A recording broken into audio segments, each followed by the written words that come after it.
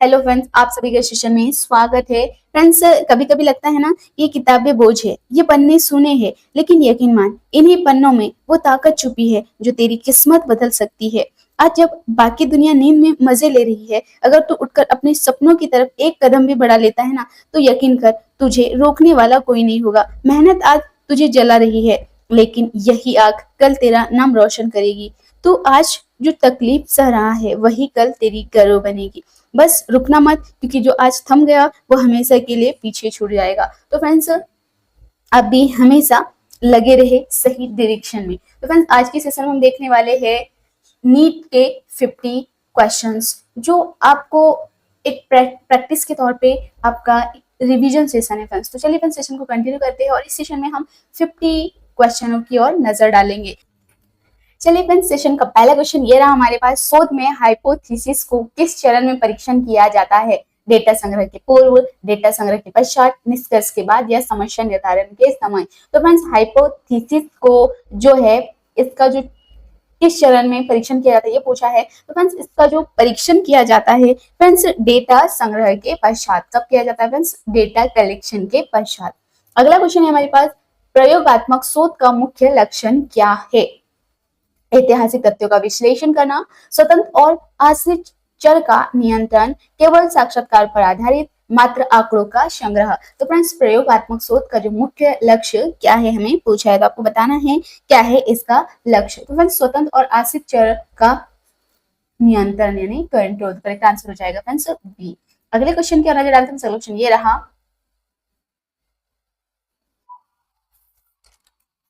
Desk research किस प्रकार के डेटा का उपयोग करता है? प्राथमिक डेटा, द्वितीयक डेटा, क्षेत्रीय डेटा या ऑनलाइन डेटा? तो फ्रेंड्स, डेस्क रिसर्च जो है ये किस प्रकार के डेटा का यूज करता है हमें बताना है। तो फ्रेंड्स, ये जो है द्वितीयक डेटा का यूज करता है। अगला क्वेश्चन है, संभाव्यता नमूना का सर्वोच्चतम उदाहरण क्या है? सुविधा नमूना, उद्देश्य नमूना, सरल यादृच्छिक नमूना या स्नोबॉल नमूना? तो फ्रेंड्स, ये जो संभाव्यता नमूना जो है इसका सबसे अच्छा एग्जाम्पल क्या है? तो फ्रेंड्स, सरल यादृच्छिक नमूना। करेक्ट आंसर हो जाएगा सरल यादृच्छिक नमूना। अगला क्वेश्चन है, एनालिटिकल शोध जो है किस प्रकार के अध्ययन में प्रयुक्त होता है? नए ज्ञान की खोज के लिए। तो फ्रेंड्स, एनालिटिकल शोध की बात करें तो ये किसके अध्ययन के लिए यूज होता है? नए ज्ञान की खोज में, पुराने आंकड़ों के विश्लेषण में, केवल प्रयोग में, केवल साक्षात्कार में। तो किसमें यूज होता है फ्रेंड्स? एनालिटिकल जो शोध है इसमें किस प्रकार का अध्ययन जो है प्रयुक्त किया जाता है, आपको बताना है। करेक्ट आंसर हो जाएगा फ्रेंड्स पुराने आंकड़ों के विश्लेषण में जो है एनालिटिकल शोध का जो है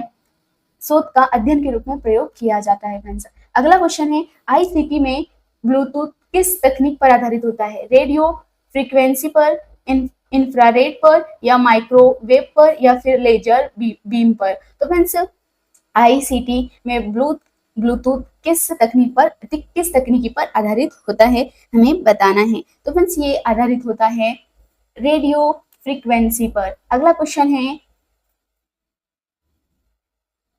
MOOCs का मुख्य उद्देश्य क्या है? ऑफलाइन शिक्षा, बड़ी संख्या में मुफ्त ऑनलाइन पाठ्यक्रम, केवल विश्वविद्यालय शिक्षा, केवल प्रमाण पत्र देना? तो फ्रेंड्स, MOOCs का जो मुख्य उद्देश्य की बात करें तो इसका मुख्य उद्देश्य है कि बड़ी संख्या में मुफ्त ऑनलाइन पाठ्यक्रम देना या पाठ्यक्रम प्रदान करना। अगला क्वेश्चन है हमारे पास, आईसीटी टूल्स में क्लाउड कंप्यूटिंग का उपयोग किस लिए किया जाता है? डेटा को लोकल स्टोर करने में, ऑनलाइन डेटा संग्रह और साझा करने में, प्रिंटिंग में, हार्ड डिस्क बढ़ाने में? तो फ्रेंड्स, हार्ड डिस्क बढ़ाने में। तो फ्रेंड्स, ये जो आईसीटी टूल्स में जो क्लाउड कंप्यूटिंग का जो उपयोग किया जाता है उसका उपयोग जो है फ्रेंड्स ऑनलाइन डेटा को संग्रह करने और साझा करने के लिए। अगला क्वेश्चन है, टीसीपी या फिर आईपी प्रोटोकॉल किसके लिए प्रयुक्त होता है? फाइल स्टोरेज के लिए, नेटवर्क संचार के लिए, केवल गेमिंग के लिए, पावर सप्लाई के लिए? तो फ्रेंड्स, टीपीसी या फिर आईपी प्रोटोकॉल का जो यूज होता है फ्रेंड्स, इसका जो उपयोग होता है ये किसके लिए होता है? तो फ्रेंड्स, ये नेटवर्क संचार के लिए इसका उपयोग होता है। अगला क्वेश्चन है कि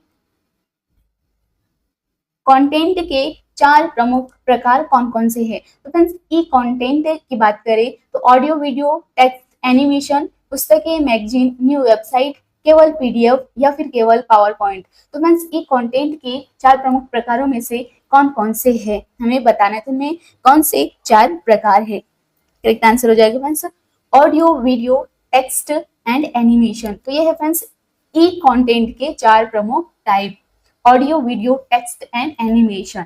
अगले क्वेश्चन की नजर डालते हैं। सोल्यूशन ये रहा, शिक्षण में कंस्ट्रक्टिविज्म का क्या अर्थ है? तो फ्रेंड्स कंस्ट्रक्टिविज्म की बात करें तो शिक्षक केंद्रित शिक्षा होना चाहिए, छात्र अपने अनुभव से ज्ञान बनाता है, रटकर याद करना या परीक्षा केंद्रित अध्ययन। तो फ्रेंड्स शिक्षण में जो कंस्ट्रक्टिविज्म की बात करें तो इसका मीनिंग क्या होता है? तो फ्रेंड्स कंस्ट्रक्टिविज्म की बात करें तो इसका जो मीनिंग होता है फ्रेंड्स वो होता है छात्र अपने एक्सपीरियंस से ज्ञान बनाता है। करेक्ट आंसर हो जाएगा बी। अगला क्वेश्चन है, ब्लूम्स टेक्सोनॉमी में एवोल्यूशन किस स्तर पर आता है? सबसे पहला, मध्य में, उच्चतम स्तर पर, कोई स्तर नहीं है। तो फ्रेंड्स ब्लूम टेक्सोनॉमी में एवोल्यूशन किस स्तर पर आता है हमें पूछा है। तो फ्रेंड्स ये आता है फ्रेंड्स उच्चतम श्रेणी में। किस में आता है फ्रेंड्स? उच्चतम श्रेणी में।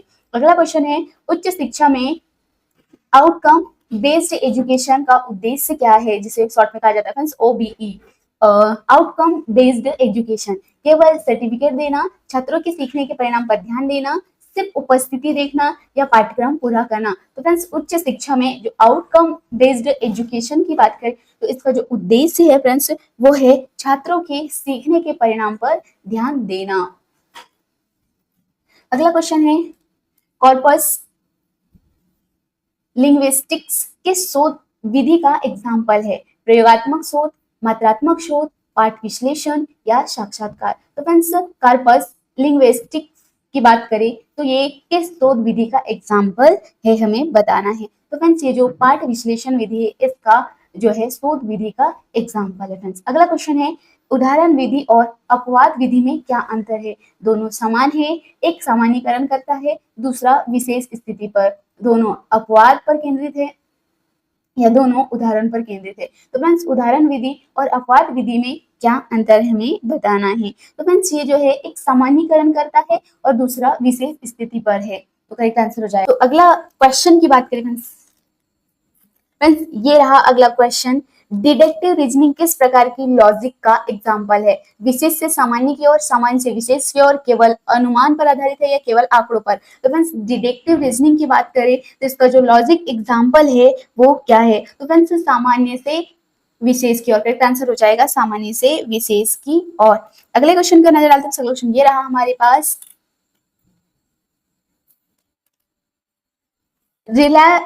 रिलायबिलिटी और वैलिडिटी में मुख्य अंतर क्या है? तो फ्रेंड्स रिलायबिलिटी और वैलिडिटी में अंतर की बात करें तो दोनों समान है। रिलायबिलिटी स्थिर है, वैलिडिटी सत्यता है, या फिर वैलिडिटी स्थिरता है या रिलायबिलिटी सत्यता है। तो इसमें कोई अंतर नहीं है। तो फ्रेंड्स रिलायबिलिटी और वैलिडिटी में क्या अंतर है हमें बताना है। तो फ्रेंड्स ये जो है रिलायबिलिटी की बात करें तो ये स्थिर है और वैलिडिटी सत्यता है। तो करेक्ट आंसर हो जाएगा फ्रेंड्स बी, रिलायबिलिटी स्थिरता है और वैलिडिटी सत्यता है। अगला क्वेश्चन है हमारे पास,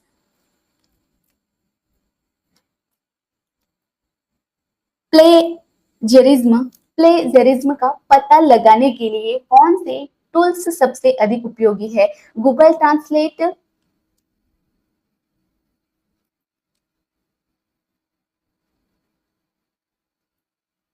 टर्निटिंग, उर्कुन्स या एमएस वर्ड या एक्सेल।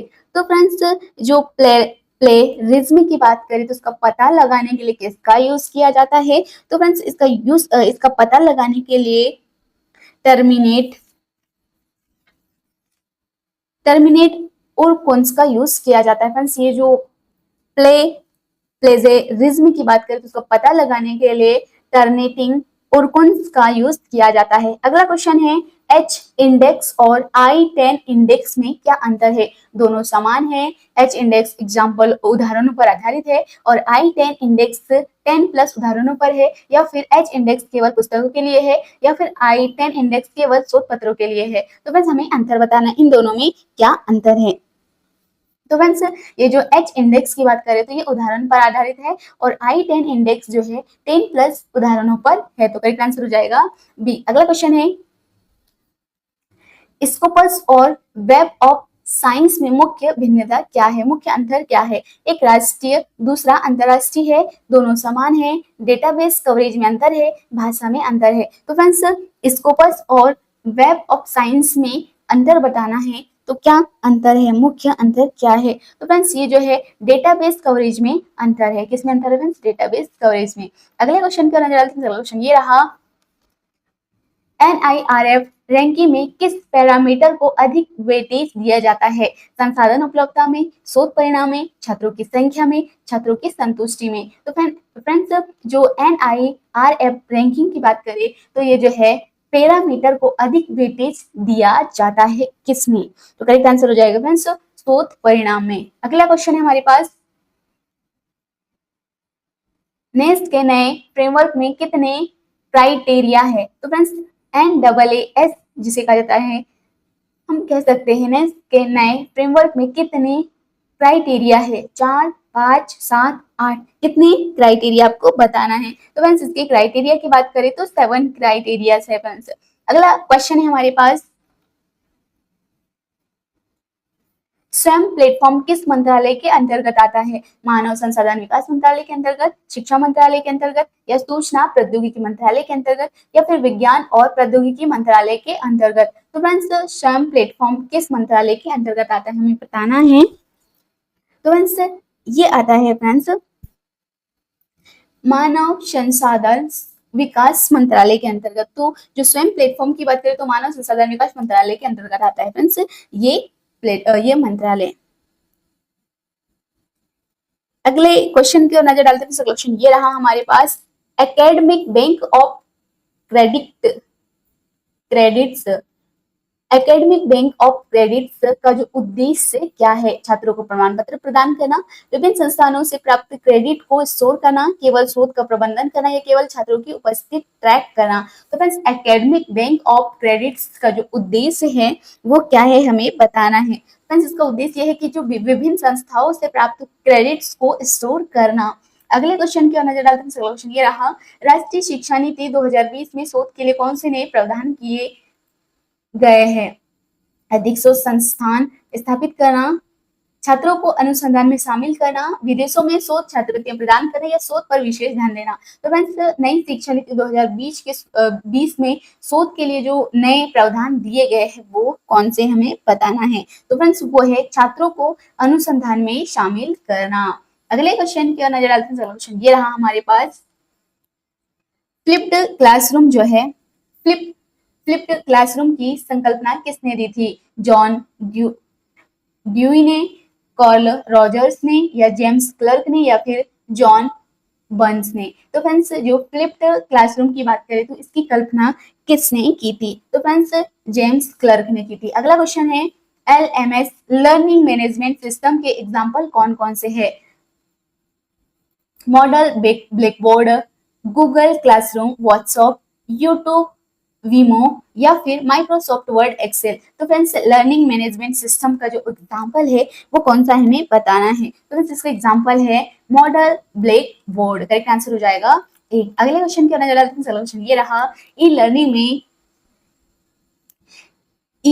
लर्निंग की बात करें तो ई लर्निंग में एसिंक्रोनस की बात करें, एसिंक्रोनस लर्निंग क्या है। तो ई लर्निंग में एसिंक्रोनस जो है क्या है हमें बताना है। तो समय के अनुसार सीखना, बिना शिक्षक के सहारे सीखना, विद्यार्थी जब चाहे तब सीखना, या फिर ऑनलाइन क्विज में भाग लेना। तो फ्रेंड्स ई लर्निंग में जो है एसिंक्रोनस का जो इसका क्या मतलब है, ये लर्निंग क्या है हमें बताना है। तो फ्रेंड्स ये जो है विद्यार्थी जब चाहे तब सीखना। तो ये जो ई लर्निंग और ई लर्निंग में जो एसिंक्रोन से इसका लर्निंग का मतलब ये होता है फ्रेंड्स कि विद्यार्थी जब चाहे तब सीख सकता है। अगला क्वेश्चन है, डेटा एनालिटिक्स में बिग डेटा में कितने बीएस माने जाते हैं? 3, 4, 5, 6 कितने हमें बताना है फ्रेंड्स, कितने? तो फ्रेंड्स 4 बीएस माने जाते हैं। अगला क्वेश्चन है,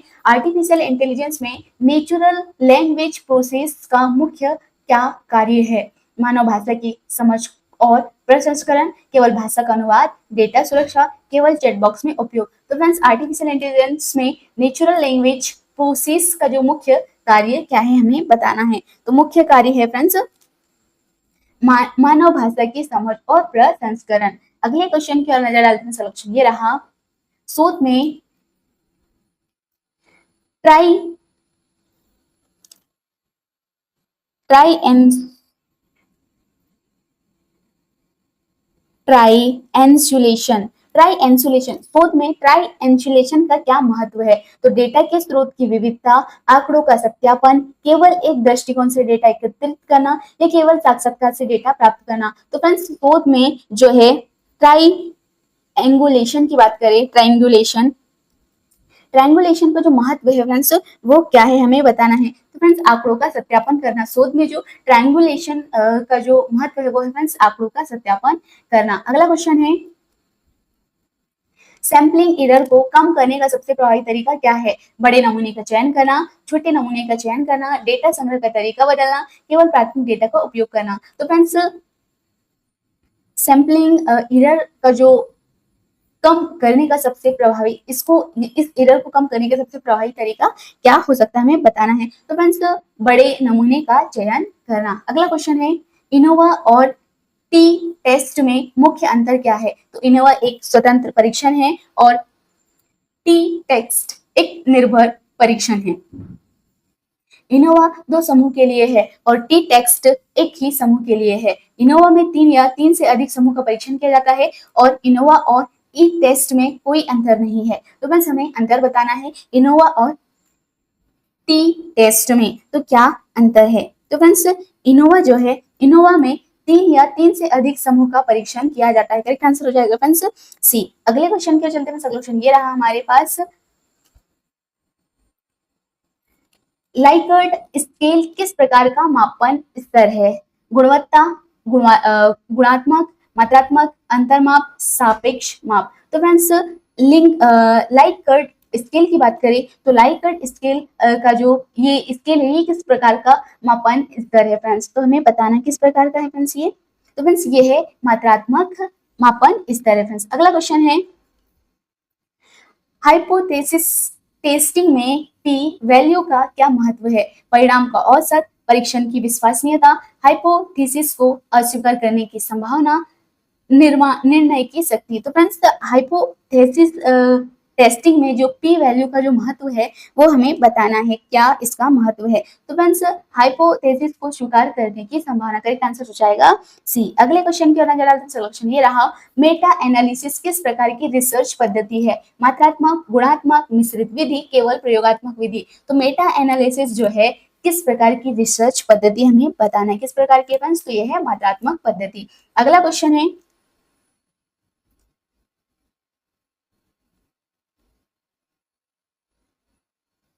सिटेशन इंडेक्स किसे मापा जाता है? तो फ्रेंड्स सिटेशन इंडेक्स की बात करें तो किसी लेखक की शोध गुणवत्ता, किसी लेख की प्रतिष्ठा, किसी लेख के उदाहरणों की संख्या, किसी लेख की किसी लेख की संस्था की रैंकिंग। तो फ्रेंड्स सिटेशन की बात करें तो सिटेशन जो है फ्रेंड्स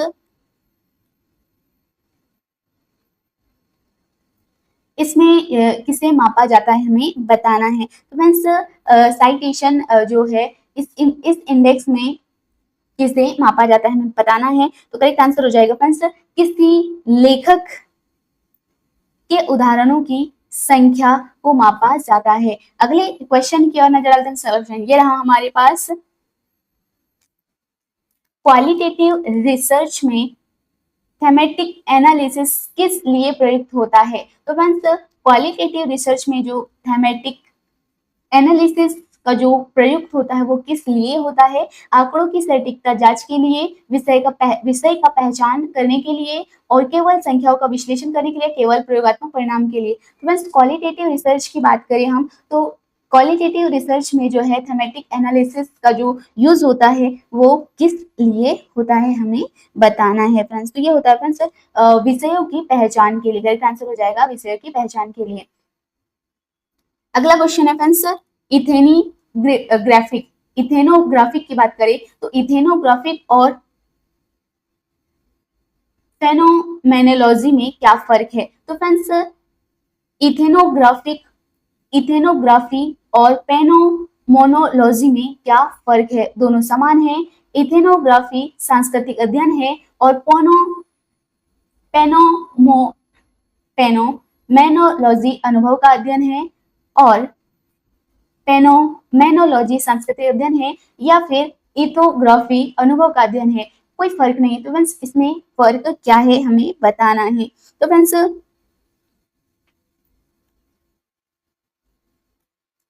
ये जो है इथोग्राफी सांस्कृतिक अध्ययन है और पोनोमेनोलॉजी अनुभव का अध्ययन है। करेक्ट आंसर हो जाएगा बी। अगले क्वेश्चन की ओर नजर डालते हैं। क्वेश्चन ये रहा, एक्शन रिसर्च का जो मुख्य उद्देश्य क्या है? समस्या का हल ढूंढना, केवल आंकड़ों का संग्रह करना, भविष्यवाणी की जांच, भविष्यवाणियों की जांच या शैक्षिक परिणामों का विश्लेषण। तो फ्रेंड्स एक्शन रिसर्च का जो मुख्य उद्देश्य हमें बताना है। फ्रेंड्स इसका मुख्य उद्देश्य ये है समस्या का हल ढूंढना। अगले क्वेश्चन की ओर नजर डालते हैं। क्वेश्चन ये रहा, आईसीटी में HTML और XML में क्या भिन्नता है? तो HTML डेटा का वर्णन करता है और XML डेटा को संचरित करता है। XML केवल इंटरनेट के लिए है या फिर HTML केवल टेक्स्ट प्रदर्शित करता है या फिर कोई अंतर नहीं है। तो फ्रेंड्स आईसीटी में जो HTML और XML में क्या भिन्नता, क्या अंतर है हमें बताना है। तो फ्रेंड्स ये जो है HTML डेटा का वर्णन करता है और XML डेटा को संचरित करता है। अगला क्वेश्चन है हमारे पास, फेयरवेल का जो कार्य नेटवर्क में क्या है? नेटवर्क में सुरक्षा प्रदान करना, डेटा संग्रह करना, ईमेल भेजना या इंटरनेट कनेक्शन बढ़ाना। तो फ्रेंड्स फेयरवेल का जो कार्य नेटवर्क में क्या है हमें बताना है। फ्रेंड्स इसका काम है कि नेटवर्क में सुरक्षा प्रदान करना। अगले क्वेश्चन के अंदर चलते सोल्यूशन ये रहा, DNS जो है डोमेन नेम सिस्टम किसके लिए प्रयुक्त होता है? वेबसाइट के पते को IP पते में परिवर्तित करने के लिए, वेबसाइट की सुरक्षा बढ़ाने के लिए या फिर वेबसाइट का डेटा संग्रह करने के लिए या वेबसाइट को ट्रैक करना। फ्रेंड्स ये जो डोमेन नेम सिस्टम किसके लिए प्रयुक्त होता है हमें बताना है। तो फ्रेंड्स ये होता है वेबसाइट के पते को IP पते में परिवर्तित करने के लिए। अगला क्वेश्चन है,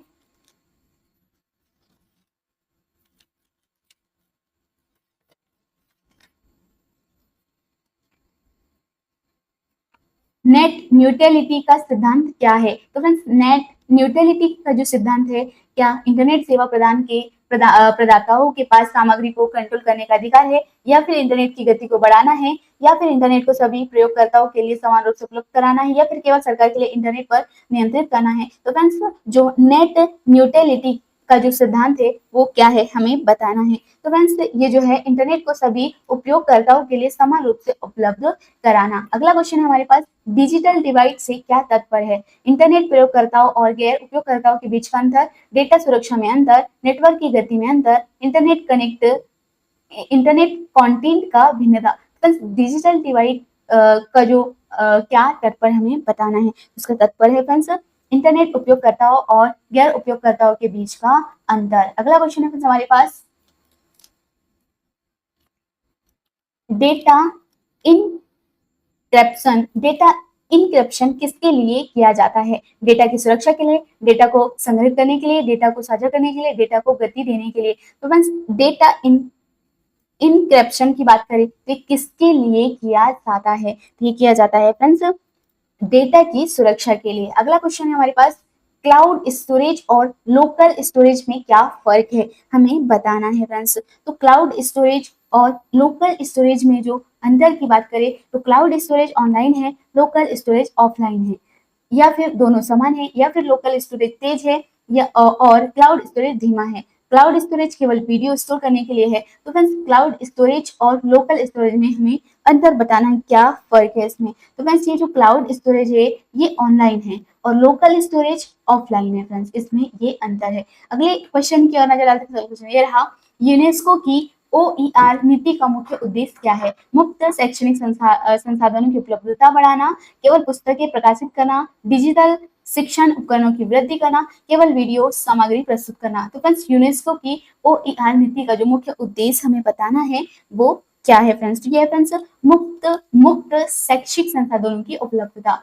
अगला क्वेश्चन है, नॉलेज सोसाइटी और इंफॉर्मेशन सोसाइटी में क्या अंतर है? नॉलेज सोसाइटी में जानकारी का उपयोग होता है, इंफॉर्मेशन सोसाइटी केवल जानकारी की उपलब्धता है। दोनों समान है, या फिर नॉलेज सोसाइटी में केवल पुस्तकें होती है, या फिर इंफॉर्मेशन सोसाइटी में केवल इंटरनेट होता है। तो बस हमें अंतर बताना है कि नॉलेज सोसाइटी और इंफॉर्मेशन सोसाइटी में क्या अंतर है। तो फ्रेंड्स ये जो नॉलेज सोसाइटी में जानकारी का उपयोग होता है और इंफॉर्मेशन सोसाइटी में जानकारी की उपलब्धता होती है। तो जो इसका जानकारी का उपयोग होता है नॉलेज सोसाइटी में और इंफॉर्मेशन में जानकारी की उपलब्धता होती है। तो करेक्ट आंसर हो जाएगा फ्रेंड्स ए। सेशन का लास्ट क्वेश्चन है फ्रेंड्स ये, ICTI में